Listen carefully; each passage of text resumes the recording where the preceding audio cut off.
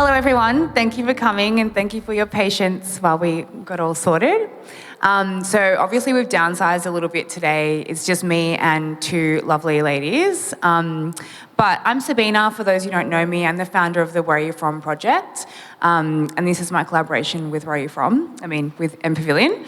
And today joining me, I have Chrissy Zemura, who is a hairstylist and educator, and Kim Cowans, who is the founder of Skimdo, which is a curly hair product.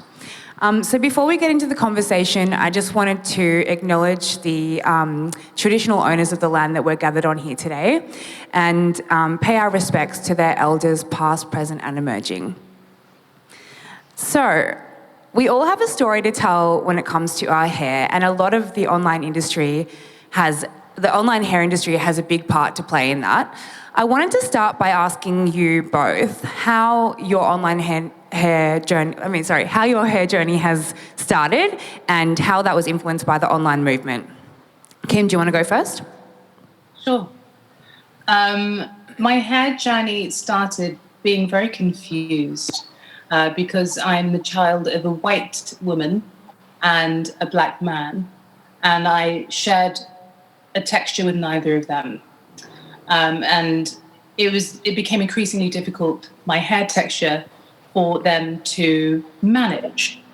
It was also really hard to be at school with this hair texture because it really, there was nothing available to create exactly what was needed, which was my hair needed to stay in one place to be, as least distracting for me and for anyone else. And unfortunately, that just wasn't possible. And so I was sent home with notes all the time from school, telling my mother to do something with my hair. And so it was stressful at home, and it was stressful at school. And so that was the beginning of my hair journey. It was not a celebration. It was, this is hard work, and it's on your head all the time. So you end up walking around with a problem that really shouldn't be. So, that's due to lack of education and, a want to make something more pleasant necessarily. So that was school, and I got bullied quite a lot about this hair type. It was an easy target to bully because, curly hair has been taboo for a really, really long time. It's always been the crazy person and the wild person and the messy person and the person who hasn't got their stuff together, right? So it's always been a symbol of that, thanks to history books writing about people who are mentally ill and illustrating them in illustrations, and always the hair type is what I would identify as very curly and untamed, right? So that was floated very, very effectively into society, that this was the hair type, that you're wild and unkempt and just not a part of society. So you end up becoming rejected from society in a way, and growing up like that is tough. I then went to boarding school and just hid my hair. I hid it in buns, and I absolutely soaked it in Frizzies, hair serum, John Frieda's Frizzies. That I would, it was just at least 20 pumps a day, just soaking through my bun.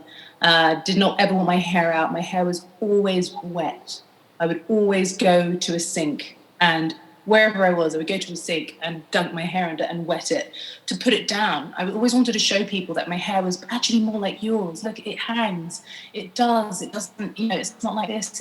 I was so desperate to fit in. It was really hard.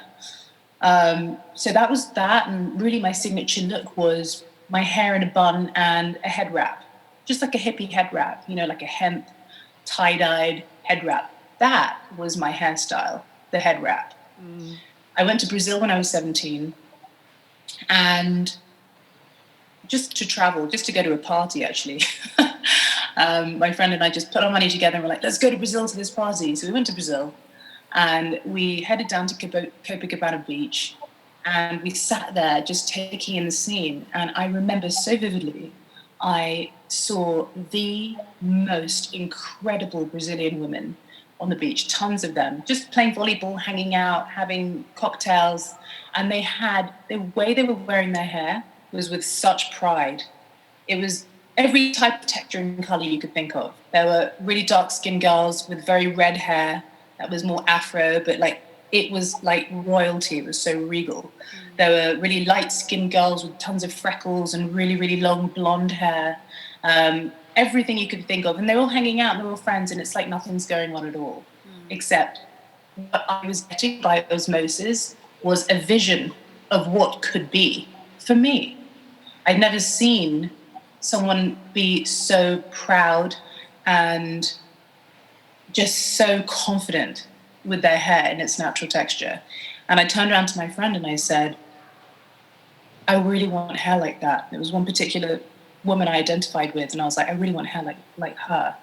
And my friend turned around to me and she said, you do have hair like that. I've seen it, out of the wrap. And I was like, no, I don't. My hair's not like that. And she's like, it is like that. I mean, it basically is like that. And I had such a rejection going on and such a resistance from the idea of wearing my hair naturally and out and celebrating it. I couldn't even recognize what I had. Yeah. I had removed myself so much from what it was. It was another thing that I didn't want to deal with or know about. So I barely knew it. I barely wanted to look at it between washes. I really didn't. And so I went to Brazil, saw that, and I came home back to London at this time. And I was like, I need to make a product for myself that gave me the feeling I felt when I saw these women. I wasn't thinking about what it needed to do necessarily, except make me feel a certain way. So I started with the feeling, and the feeling led me to creating Skimdo. And once I created Skimdo, everything changed. Everything changed. It was a baby alchemist was born. I was 18 when I created this product. That's incredible. And it wasn't until nearly 10 years later that I brought it to market. Wow. And I can tell you now, I haven't had a bad hair day in 20 years. It's funny how you internalize that the dialogue and the external kind of signifies you get from people about your hair. And also, with the media and everything you consume in the mainstream, it's the opposite of what you look like that's told as what's beautiful. Chrissy, how was your experience like with your hair starting out, and is that your... My journey was completely different. So I was born in Zimbabwe, and I lived in Zimbabwe till I was about 6, 7. And I remember the first time I had a relaxer, I would have been maybe 7 years old. And I just thought that's what you do. Every 6 weeks you get a relaxer. That's just what I thought was normal. That's just what you do. The same way you would wash and condition your hair. So when I was about 15, and then nobody at that time for me had their natural hair. No one was wearing their natural hair, really. Or if they were straightening the heck out of it. And it was just limp. But I do remember my cousin doing a big chop. And we started getting dreads. And then I was like, oh my God, your hair's getting really long. It was like down to her back. Like it was just long. I was like, I didn't even know our hair could grow like that. I was like, okay, so we're not supposed to relax our hair then? Oh, okay, sorry, didn't get the memo. And so that's when I cut my hair, and I went natural at 19. And YouTube at that time, that's where the whole natural movement was. But I just, it's crazy that, you hid Kimberley hid her hair under a head wrap, but mine was under a relaxer. But I didn't even know that you're not supposed to relax your hair. It was just what I thought was normal. So when I went natural, and then I had to sort of learn my hair over again, because of course it's a different texture. I had never seen my hair in its natural texture all my life until I was about 19, because I was always relaxing. And if I didn't relax, it was in braids. I was always relaxing. So I couldn't even tell you whether I was like a 4B, 4A, I didn't even know any of that. So when I did go natural, I was like, okay, so this is what your hair does. And I learned about my hair. So I started doing my own hair, and also learning that a lot of hairdressers within our community are not equipped to look after our hair properly, to look after our hair once it's straightened or relaxed. Yeah. Totally. So when I moved I was actually an accountant in the UK, funny enough. So hairdressing is a second career. So when I moved to Australia, I was maybe a year into my accounting career, and I got here and nobody could do my hair really. Not nobody could do my hair, but nobody could do my hair the way I wanted it done. I was used to a ton of hairdressers to pick from across London. Moved to Australia and they're literally dotted, in a 50k radius to find a hairdresser. I was like, well, okay, I'm going to go do an apprenticeship. But so I did the apprenticeship, finished the apprenticeship, still couldn't do Afro hair because it's not in the curriculum. So I had a whole nother problem. And then I started going back to the UK, and here we are. But, it's been like it's interesting that Kimberley said she was hiding her hair, but I didn't actually know what my hair looked like. We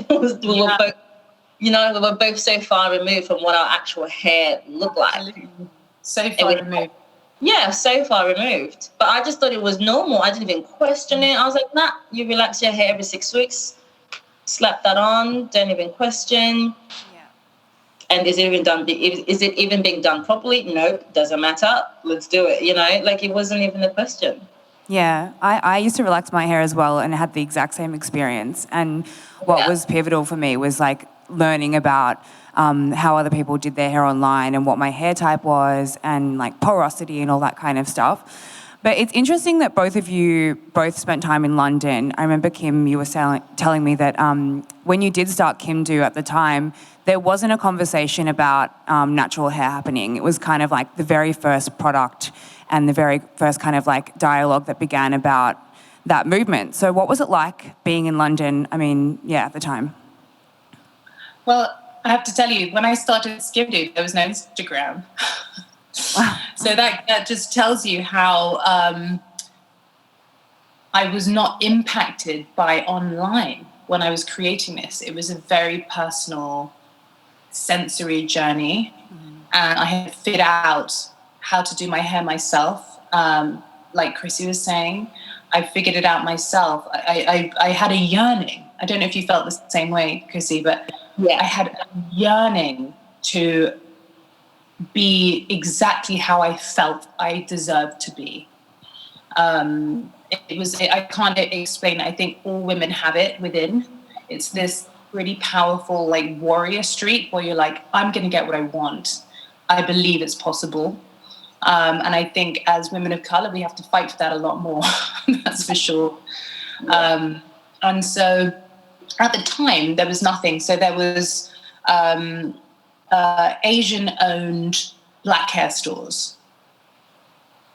And then there was Boots and sort of high street stores that had a selection of products for frizzy hair. It's always described as frizzy. And then you've got your Panterns and everything like that. And I felt like there was nothing representing me at that time. I never saw anyone like me in any ads or branding. The most likeness I saw that was like me was a skin bleaching soap product in the Asian Afro hair store. I was like, I'm on the worst product. This is awful. And so I felt really ignored. I also saw myself in the before pictures on all of John Frieda's marketing. It was like, this is what you look like before. Hey, this is what you look like afterwards. You want to be silky and straight. And let me tell you something, I never got silky and straight from frizzies, no matter how hard I tried. It just did not happen for me. So it was a really daunting time, and I would spend tons and tons of money on products that I felt were trying to be for me. They had patents, they had this, they had that, they had buzz ingredients. And the movement at the time was you'd see the odd girl with the most amazing hair. And it felt like such a statement. It didn't feel like we should all be hanging out like this and being like this. It felt like, oh my God, this really confident girl. You'd see this really confident girl walking down Shoreditch, and you'd be like, oh my God, who is that? She's she's from another time, she's from another world. She's so confident. It almost felt like the 70s or the 80s, right? You have to understand that we went backwards after the 80s. So during the 70s and the 80s, This hair type, it was being celebrated. It was being copied. It was so sought after, from rock stars to celebrities to the whole disco scene, the 80s. Everyone wanted this hair type. And then we went into the 90s and it went completely backwards. And that, that's when I was born in the 80s. So, when I came to being conscious of and being more in charge of my hair and everything else, it was taboo all of a sudden. So all of a sudden there was just, amazing girls here and there, but it wasn't it. And I couldn't find anything that was my hair type. But there was for my hair type, but there was definitely, when I started, there was definitely so much confusion about what I was doing. So what I was doing was I created a hair product that was a minimal product in a maximalist sector. And it was in packaging that no one recognized. So packaging that was directed at us was extremely, it was trying to tell us where we were from. It's like, you're tropical, you're exotic, you're this, you've got to smell like a coconut, you've got to smell like Malibu, you have to have this like really shiny green packaging. Because look, it's like it's from back home. That's what the packaging was supposedly for us. And so when I brought Skimdo out, I'll just show you what the old packaging looks like. When I brought Skimdo out, no one recognized it as a hair product for curly hair. And it got shot down a lot. I would take the product to all the black hair salons in London, and they would be like, what is it? Is it a body lotion? And I no, it's a curly hair product. And it's so minimal, if you can see it, it's so minimal, they didn't recognize it for the hair type. And they didn't actually know how they would be able to market it, because it doesn't have copy on it that says frizzy or dry, or all of these negative words that we have to look at every day on our products just to remind us, you're this, you're that. We don't need that. We know, where the problems are, but there are other ways to explain it and to catch people's eyes while making them feel really good about themselves. So when I was taking this product around at the time, nobody really understood where they would put it and how they would market it and who would use it. It was too minimal. There wasn't a 3-step regimen. They're like, well, where's the serum, and where's the oil, and where's the gel? I'm like, it's all in one. And they were like, I don't know about this. And it was really hard. Only one salon picked it up where I started in Shoreditch. And what I used to do was, because the movement, we could feel it happening. We could feel it happening from America through YouTube. So YouTube had like 3 major curly hair bloggers. And they had blogs, when you used to really read people's blogs and you would follow them so much, it was like you're a magazine. And I would watch these girls and be like, I really hope I get this product to them somehow. How can I get this product to them? That'd be amazing.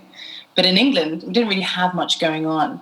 And what I used to do to really start the movement was I used to basically rugby tackle people in the street, going, you've got to try this product I made. You've got to try it. I would grab people and I'd be like, hi, your hair is amazing. I had these cards made that said, your hair is amazing. We made this for you. Because I wanted people to understand that I wasn't saying you need this because you have a problem. I was saying, I made it for you. And that was sort of how it all began in London for me. I was definitely part of that movement. And Instagram came and we all got really connected to each other, as in peer-to-peer, as well as founders. Chrissy, what was it like for you in London, and how did you, experience the uprisal of the online hair movement there? Like Kimberley literally said, I was really but I was like, well, why do when I'm shopping for hair products, why do they need to smell like mango? Why does it smell like orange? Why, do you know what I mean? It was always around food and massive bright colors. And I'm a bit of a minimalist. So whenever it comes to, and I'm a sucker for packaging, I was like, but why is it like, and Kimberley, you'll remember this. I don't know if you remember the lip balms that smell like cherry and strawberries. Oh, yeah, the really greasy, shiny lip balms. The shiny ones. That was literally the whole market. Everything was strawberry. If it's not strawberry, it's mango and lime. It's coconut. It's orange. And I mean, I tried my hand at mixing stuff, but I'm just not a formulator, not my shtick at all. So I've always been on the search for products that are just made for me, that I don't have to add a bit of this and add a bit of that for them to work. And that's what it was. I found there was at that time a couple of brands that are coming up in London. Then I moved to Australia pretty quickly afterwards, and then it was like back to ground zero. There was a few, but again, the movement was a lot slower than the US and the UK. Like the movement was kind of just starting here. So yeah. Yeah, I definitely think that Australia is like, we're only just kind of seeing a snowball effect in like terms of a local curly hair industry and the online movement and like Australian bloggers. Why do you think that is? I know, Kim, you wanted to ask Chrissy about why she came here in the first place, but yeah, why do you think that is? Oh, I think it's a number of things, to be honest. I think that the people who have curly hair in Australia, the first people to have curly hair in Australia, obviously Indigenous, but their hair is not a massive curl. Their hair is quite a softer wave. So they will probably struggle with haircuts as opposed to actual products. They can get away with using some of the generic brands that are out there, and they can get pretty decent results. And after that, you get your Torres Strait Islanders, and they've been here for quite some time. And again, it's a mix. You're not getting like the kinkiest of coils. You're getting quite softer curls. And then Black people haven't really been in this country until I want to say maybe the 70s or 80s. So a lot of us are quite first generation Australians. You know what I mean? Like we migrated here, and my daughter now, she's an Australian. But I think we haven't created a Black culture. So for things like, you know, Skimdo to happen and all that, we haven't created a Black culture. So once we've created a culture around Blackness in Australia, then a lot of these other pockets of things will come up. Do you think that's what I think, in my opinion, yeah. Yeah. Do you think that's starting to happen? Because, I mean, Kim and I were talking before about how a lot of us share this experience of being like individuals in our experience and I guess teaching ourselves about our hair, like trial and error, but there was no kind of like other person that we would share that with and learn from and come together, whereas that very much exists in like the US and London and UK. That, yeah, like why do you think that it's such an isolating experience? Because we're very isolated, one, and then two, we're very spaced. Australia is massive, absolutely massive. So to have a community that can band together, I mean, you can have Sydney people together, you can have Melbourne people together, but we have small numbers. I think the population really of people who could possibly have curls and texture is around 2 million, which is and then that's 2 million spread across 4 different time zones. So to even band together to make something even happen is, as you can probably see, you organizing this whole thing is pretty hard because we're so spaced out. Yeah. So it's a sort of band together. And even if you are in the same city, it's not like London where I can literally collaborate with somebody in North London and I live in East London. So if someone lives in North Sydney and I'm in South Sydney, the chances of us banding together on a regular is quite difficult because we are spaced out. It can take you 2 hours from one side of Sydney to the other. That's what I think. I just think we are spaced out and we're like an isolating country. We're very isolated. Yeah. So you both kind of worked in multiple industries. Kim, I know you had a background in the entertainment and fashion and beauty industry. What was your experience working with professionals and how you were being catered to or not in those industries? It was very degrading. That's what I'll first say. I always say to people now, on the back of that experience, if you are hiring anyone to do hair and makeup and anything on your shoot or in your film or whatever it is, hire a Black stylist or a Black makeup artist because they know how to do everything. It's not required to learn how to do curly Afro, darker skin types, especially back then, but still probably now, in training. And a lot of people that I worked with, I would say every single one that I worked with were Caucasian and didn't have experience with my skin tone or hair type. And I often it was transformative. It was a degrading experience, often because you could see the quality of care, attention, color matching, and inspiration being displayed on a white co-star or a white another dancer or another performer. You could see that they had, and they enjoyed doing their hair. And then while when you're waiting to have your hair and your makeup done, in those situations, if you're like dancing or you're part of an ad or whatever, you're all together, so you can all see like who's next in the chair and how they're getting along, and how flattering the makeup is, and how unflinchingly the makeup artist is gliding around their face or able to do their hair, and it all happens, and then you get your turn and you feel the immediate. If they could make a sound effect, they would do that. They would be like, ooh, oh my God, what are we going to do? Oh, I didn't get this in my sheet that I'd have to do this. You can see it all falling across the face. And you sit there and you sort of freeze. And part of you wants to say, can I help you with this? I've brought my own makeup. I'd always bring my own makeup. I would always be ready to do my own hair in a way. But, they're being directed themselves by a director and producers and things like that. It's a whole thing. And it was really degrading. One particular moment I really remember, or couple, I remember someone walking past someone doing my hair going, oh my God, poor you. I remember that. I remember having a headshot shoot with a famous photographer called Robert Kim. He did a lot of Angelina Jolie's headshots when she was starting out. And so he was kind of the guy to go to in New York. So I went along, and he had his own production of his own makeup artist and everything else. And they thinned out my nose so much, with so much contour, and chilled my face in such a way that I didn't recognize myself in the images, and I couldn't use them.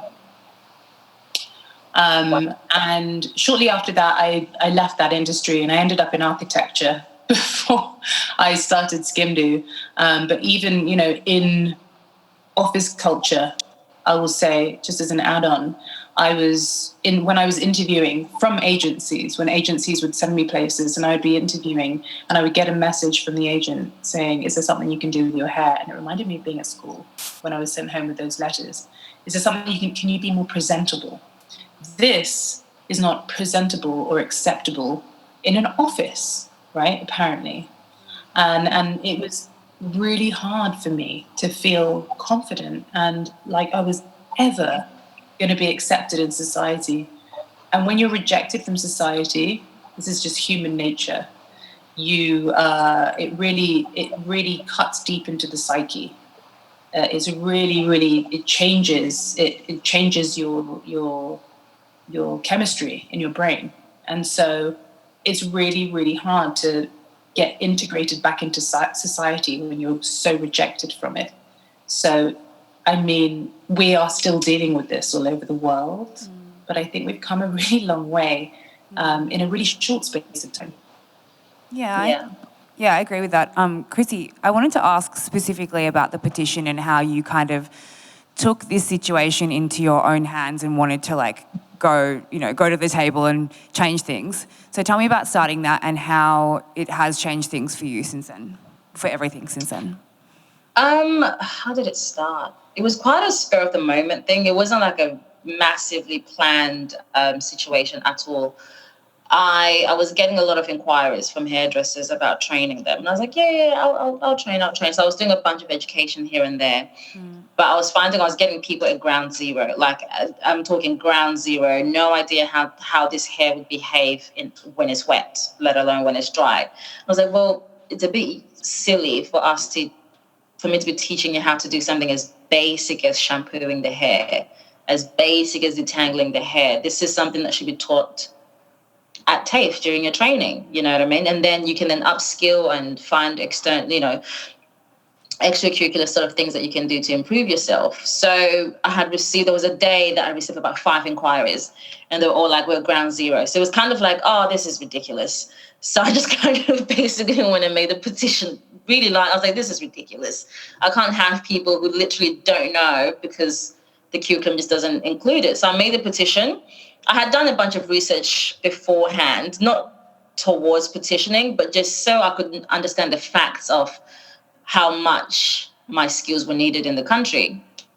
So I did the petition and I went to sleep.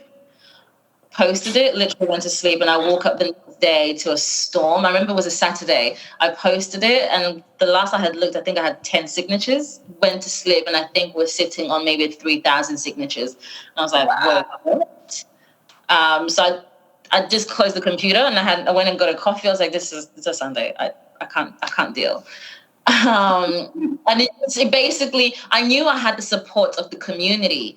But what really shocked me was the support of the industry in Australia, because a lot of hairdressers got in my inbox and they're like, oh my God, thank you so much, because I moved to London, I moved to New York, and I lost out on opportunities because I couldn't do this hair.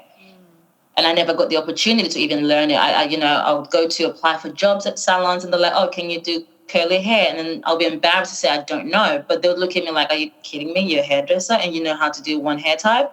Come on. So that was, the support from the industry was really shocked me. And then the support from brands as well. Even brands would never, I think my thing has always been, I can understand something not crossing your mind because it doesn't affect you. That I can see that happening. But if I am trying to correct and I'm raising an issue and you still choose to ignore, that I'm not happy with that. We have to meet. I'm not saying everybody right now every brand should change how they're doing things, but we have an issue and we need to rectify it. So yeah, the support from the industry is what really shocked me. I knew all my curly hairs would come out in full force, that I wasn't worried about, but yeah. Yeah, it's interesting how that happen. It clearly shows there's a need for this, and as you said, being a professional who can only do one type of hair, it's not really a professional thing, Yeah.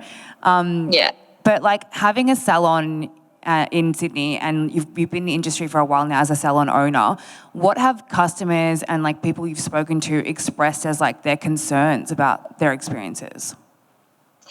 I think a lot of what Kimberley mentioned on access to products was one. Yeah. Also, even not knowing really, because I think is what the way products have been marketed to us from the 80s through the 90s is grease. Mm-hmm. That with grease. And that's it, really. There's no understanding of the science of hair, and also the fact that, yes, you could have an afro, but there's multiple different types of afros. There's different textures. There's different, there's just... just understanding even the hair typing system is just a guideline. But when you look into that, and the one thing I'd explain to people is, when we look at Caucasian hair or Asian hair, it is treated very differently to each other. But when it comes to curls, you're all lumped together. And that's the issue. Some people will be using hair for wavy hair, but really they've got dry, coarse hair. So I think it's people really just not even knowing how their hair behaves, what their hair requires, what they really shouldn't be doing to their hair, and what they can do to their hair. And thank God for online. It really online taught everyone, gave everyone access. Yeah. I'm going to get my charge is running low. I'll let Kimberley talk. There you go. I'm always so grateful for creators, for content creators who had a message to tell everyone. I wasn't a content creator. I'm an innovator. I'm a planning creator. I like science and I like design, and I didn't really have the voice to explain what was going on. I'm not a very extroverted person. You may not made that come through, but I was so grateful for content creators who were able to teach the communities. And once it started to roll, you could find someone that was like you. And it was now we get the education. So late, but so grateful. You also mentioned that you spend a lot of time traveling a lot and living in different places, but you also have a lot of friends in Australia. Do you want to share from their perspective and maybe what they have told you about their qualms of being in the Australian hair industry with curly hair? Oh, yeah. And I remember my own experience in Australia. I've been many, many times to Oz, and I've had really interesting experiences personally in terms of people's reaction to my hair and, negative reactions, because the groups that I was integrated into, there was no one like me at all. And maybe there was like one token black friend, but I never saw a group of people like me while I was traveling in Australia. I haven't been for a long time, but that's what I witnessed. But inevitably, I would be introduced to people who, at parties and things, oh my God, you both have curly hair, and da-da-da. And I met some really amazing now friends who were in the fashion industry and the music industry. Anna Luno, do you know her? Yeah, I do. Yeah. She's amazing. She's a DJ. She's really good friends with she used to be on tour with my friend Gus, who was a DJ and performer. Gus the Hood, right? And Angus Guzman. Is it? Guzman and Oh, okay. what? Nothing, it's all right. But, I started to meet these really cool girls who I had no idea were there for so long. And I think I was, maybe in my late teens when I met Anna Luno and Gaffy and like all these really cool chicks with curly hair. And I met, and they introduced me to other people and more people who were my complexion. And we would instantly bond and be like, oh my God, your hair, my hair, oh my God, what's the thing? And it was so amazing. And you could feel in the conversation they'd been dying to talk about it, but with who? Yeah. And we would pore over it, we would be very intricate with it. And it was the same old story. It's like people treat me differently when I wear my hair curly. So, when I go to work, I wear it straight. It was always this parallel identity, like double living everyone. Maybe it's less so my Caucasian friends in the entertainment industry, because it was kind of part of their performance was the hair. And it was maybe quite 80s, and it sort of lent itself to an era, but then it becomes a pastiche. So you're still not really educating anyone. You're making it seem like crazy things still. But I really started to understand that a lot of my friends in Australia were living double lives. They were secret curlies at work, and then on the weekend they'd let it go a bit, go swimming in Parsley Bay and here and there, and let it all sort of hang out. Go to a barbecue in the evening. But as soon as Monday came round, it was back to GHD. So I was really aware of that. And actually, they were some of the first people I sent Skimdo to when it started. I alerted the Australian crew and I said, I've got something here. You've got to try it. And it was great. It was great to share something that was a pain point for all of us that would feel really good. But it was very apparent to me that there was no real movement in Australia, that there was a lot of secrecy around curly hair, and that I honestly had no idea when I sent them the product if they would even use it, because to me it was like, this is life-changing. This means you're going to wear your hair naturally all the time. But I really didn't know if they could, if they could make that transition. It's different now. I have one of the biggest customer bases is Australia for the product. So I know that the movement is happening just based on sales. And obviously there's so many amazing bloggers as well. But I haven't been there for a bit. So, it's interesting for me to hear from Chrissy and from yourself, like, what is the movement like in Australia? Even though I know that there is a demand and a yearning to be yourself, is there a movement, and is it here to stay, do you think? Or do you think that because it's trending that people in Australia tend to love a trend? Or do you think, what's going on? So I think there's this is like an onion. This is a layered question. So there's different things happening. So when I first started, when I was hairdressing in other salons, there was a movement of people sort of seeking products and also just wearing their hair natural. But what I'm finding now, or what I'm finding, not difficult, but what I'm having to switch people's minds, because people are so used to doing their own hair. They've had to do their own hair for such a long time. So I'm having to convince and sell a salon experience. And the fact that you can book an appointment, go get your hair done. You don't have to be DIYing with your hair. There's also products you can purchase. You don't have to be mixing up stuff in your house. There's, that's what's happening now, because I think for so long, hairdressing in Australia was happening in living rooms and in kitchens, right, in people's homes. So the new thing now is, and there's a few salons, coming up here and there in Sydney, in Melbourne, in Perth.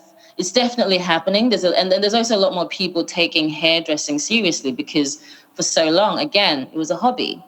Yeah. So I think now it's the professional side of hairdressing that's coming up, as opposed to just people doing stuff at home. So that's really what's coming up. And I mean, I have a waiting list for people to get into the salon, because I literally can't service everybody. Seems like there's still it's so nice to hear that that's coming up, because I have so many horror stories from throughout my life where I would go to the hairdressers and end up doing my hair myself, or there was one hairdresser at one salon that I could go to, and if he wasn't available, I was doomed. And it's funny how we accommodate people and also I guess apologize for being an inconvenience or a burden on the system or the industry, because people can't cater to us. There's just not the tools or enough people. So I wanted to ask, do you have an experience like that you can share where you've done something at home, DIY'd, and had a horrible thing go wrong and learnt from it, or been in a salon and had to do your hair yourself? You want to go, Chrissy? Have I had... Because when I moved to Australia, I never went to salons because there was none. All I could get done was braids, and I just I'm not a patient person, so I didn't have the patience of sitting there for 8 hours to get braids done. Not interested.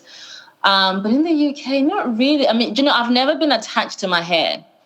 Let me put it out there. I will do all sorts to my hair. I will cut it. I will color it. I will go bald. I've never been... hair for me has never defined me. It's always been something to express myself with. So even if I cut it short, I'm oh, this is a look, I've done... What color have I not done? There's nothing I haven't done to my hair, to be honest. So I think maybe I haven't done something... Maybe what I can say I've experienced is not necessarily a horror story, but someone just not getting it and not being... Because I think what happens in Australia at the moment is there's a lot of... People are still sort of learning how to care for hair. So I think when I first got here, I wanted someone to be creative with my hair, and they just didn't quite know how to. What they knew how to do was to just care for it, to wash, shampoo, condition, and treat it and put in a nice little knit bun. But I wanted some little, a little East London vibe and do something wild and do something creative. And there just wasn't someone who could be creative with it, Even when you look at the hair awards in London, you see a lot of creativity around texture, whereas here it's still about how to define your curl, how to look after your curl, how do you wash your hair. We haven't reached the point of, okay, what are the cool cuts you could get with your curls? What's a cool really hairstyle you could wear with your hair? That's where that's where we're at the moment. Oh my God, it's so funny that you say that. Just to piggyback off what you just said, I really believe that people are overly precious once they discover that there's a sort of, I don't know, there's a tendency when you start to find out about your hair type that you've got to be really strict and precious with it and adhere to all these methods and stay away from heat and don't do this and don't do that. You've got to have the most perfect curls. They've got to be shiny and perfect and no damage. You know what? Your hair's going to keep growing. And I think it's a marketing thing as well, I believe. That they are trying to sell you more things because they're trying to find, once you figured out you don't have a problem, hey, we're going to find another problem for you. Don't use heat. Don't do this. Don't do that if you want the most perfect hair. Hey, you know what? Guess what? The most perfect hair is an attitude. It's exactly what he was describing. I'm not attached to it. I'm having fun with it. It's so cool to have this hair because I can do anything with it. Exactly. And that's true. It's long as you know how to do it, and and that you're not damaging your skin underneath, or you have an accident, for instance. I think that there is room now, I think, for people. I hope to get the message out through Skimdo. I'm always saying to people, do what you want to your hair. Use Skimdo and it'll be it'll be softer and it'll last longer. Whatever you want to do, you add Skimdo to it and you can enjoy whatever that is for a lot longer. I'm just interested in time. I'm interested in our most precious commodity, our time.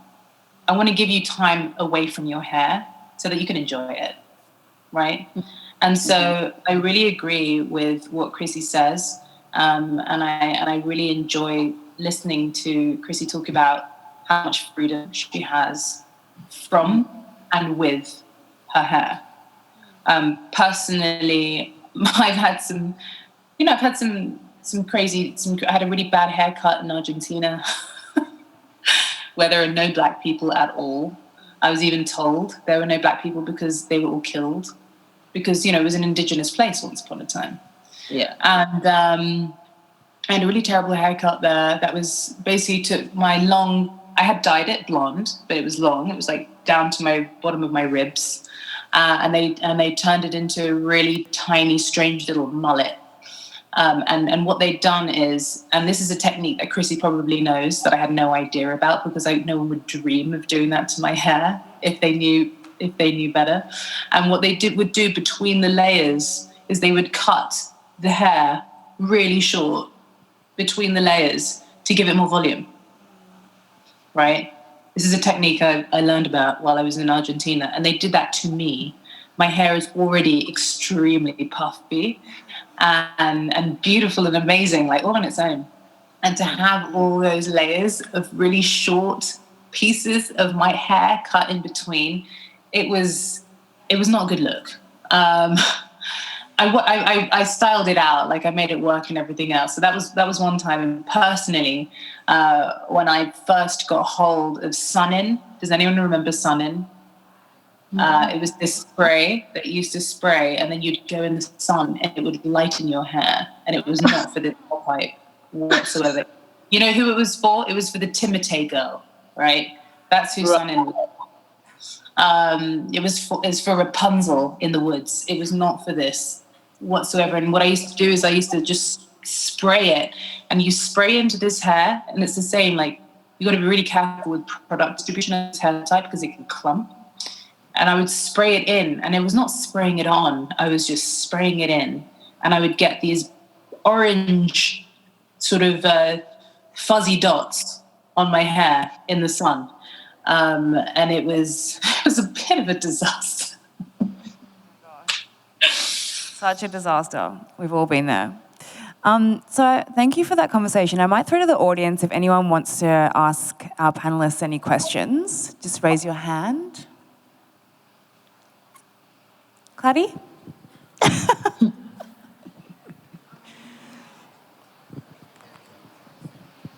Okay. Do you have anything you want to add to or maybe share with the audience? I know we were talking about like this idea of like where we're at now, or like what would be the utopia for us? Like, say we have no problems in the future for, having all these conversations and talking about hair and moving forward in the industry. The generation coming after, everything's normal for their hair. What would that look like for you two? Do you want to go, Kimberley? Pardon?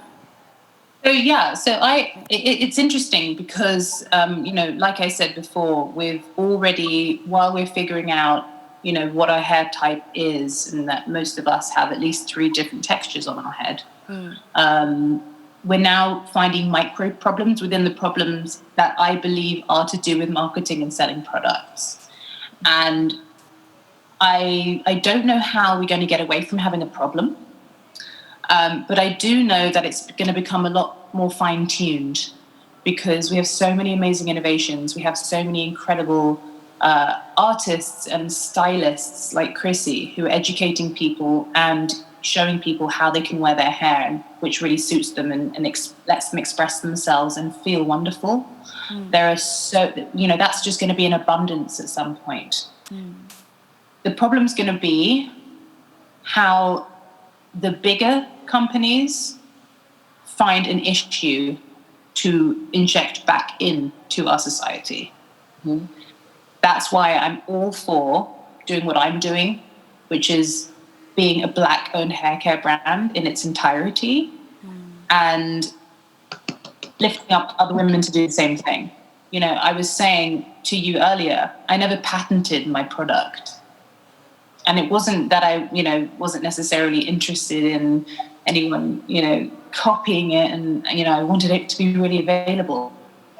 I wanted to protect it from the big corps, right? The big corporations. When you patent something, it gets published. If you don't patent something, it doesn't get published. And what happens in that publishing is that your whole recipe or your whole design in its most intricate way of form gets published. And there are people specifically in the big corporations who drink up these things.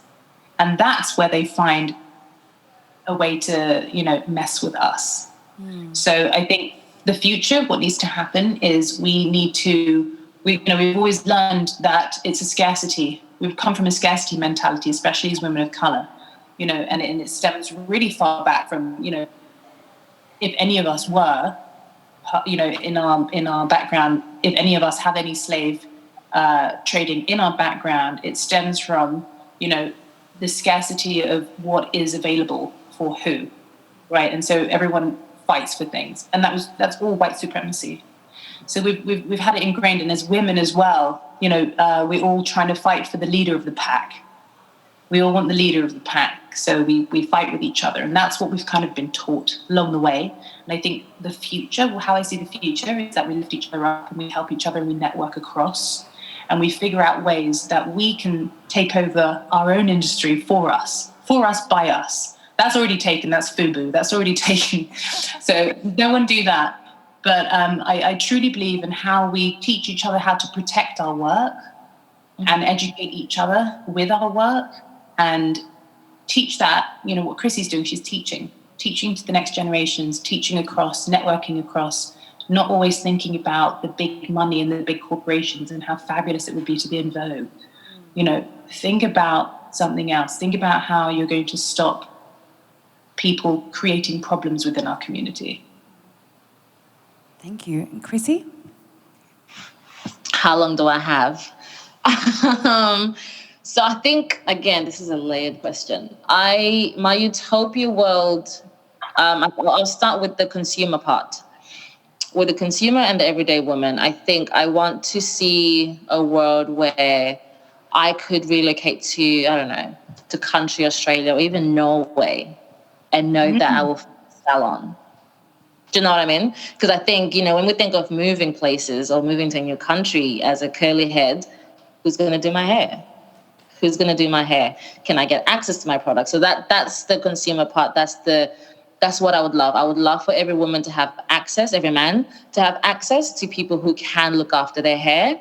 And not just look after their hair, but also understand the cultural history around their hair so that they understand exactly who they're talking to, who they're dealing with, and to approach it with the most respect and dignity and deal with clients in a dignified manner. Because I have a rule in my salon. When I opened this salon, I said, I want every woman to walk in here and walk out completely different to how they walked in. Any doubts they had, anything they weren't sure of when it comes to their hair, that I've opened that gate for them to be like, okay, so my hair's not difficult. I just need to learn this skill and use this product and that kind of thing. So that's the consumer part. And then when it comes to the entertainment world, I would love, and most people think just educating the hairdressers is a job done. And that's just like one piece of the puzzle. So we need to educate the people hiring hairdressers, people in charge of choosing looks for the creative directors, the casting agents, the directors, the costume designers, even the people writing stories in film. You know, I worked on a show last year, and there was an actress in it who had Afro hair, and in the story she was supposed to swim in water. There was a group of them was supposed to swim in water and then come out and then chill. And I was like, well, her hair's gonna be different, so we have to. They're like, oh no, we don't have to. I was like, no, it will be different. So just educating literally everybody around us. It's not just educating hairdressers. It's a much bigger demon than I actually thought. Educating brands that it's not okay to have one curl cream, you know, because that's all you need is a curly head. You can use everything else and just relabeling things as curl cream or as a frizz cream, a curl shampoo, curl, you know. Again, like, you know, Kimberley said, a lot of brands now are jumping on the bandwagon and putting all these little words on products to attract us, and things that we would have heard growing up, things that, you know, women who look like me and Kimberley would have heard in school, like tame your frizz, tame your hair. You know, even when you look at, I'm really trying hard to not name brands, but if you look at certain brands, you know, they will market things in a way that it's people who look like me and Kimberley on the before photo. People who look like me and Kimberley on the before photo, and then the after photo is this silk straight hair. You know, silk straight hair, that is fine. Nothing against it, but don't make my hair look like it's an abnormality, because it's not. So when I have all these meetings in different places, I'm very passionate, and I think what I can do in the small way that I can make an impact is to hold people accountable that I'm around. So if I walk into a room and the story is not making sense on the script, I call it out, I bring it up, and hopefully the conversations are healthy. And then in terms of working with brands, I'm like, hey, you need this.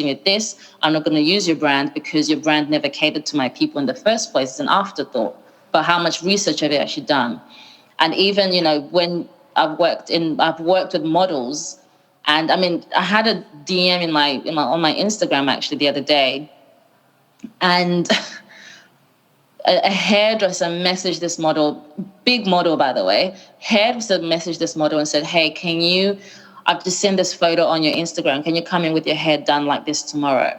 Because I'm not actually equipped to look after Afro hair." So now, who hired that person? They're the one who was responsible, not just the hairdresser, but who hired that person. Because then what beats me is then this gets published in Vogue, and then this person gets a credit. And then now it's on their page, and then now they're going to get more work around Black models because they supposedly know how to do it, but they don't. So I get very, I'm like, I think, do you know, I've fallen into this role that I'm in now around the industry without knowing it. I've got so much on my shoulders. I'm being consulted on many things. And I think the one thing I want to maintain is my integrity. So as long as Black women are looked after within the hair space, every other woman will be looked after. Every other woman. You look after the kinkiest of curls, every other woman will be looked after. So I just think everybody involved in the industry, don't look at how you can make an impact in the grand scheme of things. Think about the smallest thing you can do and how you can impact. And I think we can definitely do it. But like Kimberley said, we'll have new problems. But I think if we can make sure that people are held accountable when they're not equipped to look after that hair, and to actually turn away jobs because you're not equipped, I have more respect for that than to show up and pretend you can. So I think educating the people around us and holding them accountable, because it's their job. Because I've educated myself on many things that have nothing to do with me. Do you know what I mean? I've educated myself on many, many topics that don't even make an impact on my life. But as a human, I have to learn things that affect other people around me. So yeah, sorry I went on. Thank you for that. I'm really grateful for this conversation, especially coming from both of you who are doing amazing work for the industry. So thank you so much for your time, and thanks everyone for coming and listening. See you around the salon. Thank you so much. Thank you so much for having me. This was an amazing conversation, and I look forward to more conversations, and I hope everyone's having their own conversations after this. Definitely. Let's continue it offline, and Yes. The collectiveness, like Kimberley said, we have to collaborate across. Absolutely. Work with each other. Like, no one person is going to fix the problem. We all have to actually work together in the small manner that, small way that we can. Thank you so much. Thank you so much.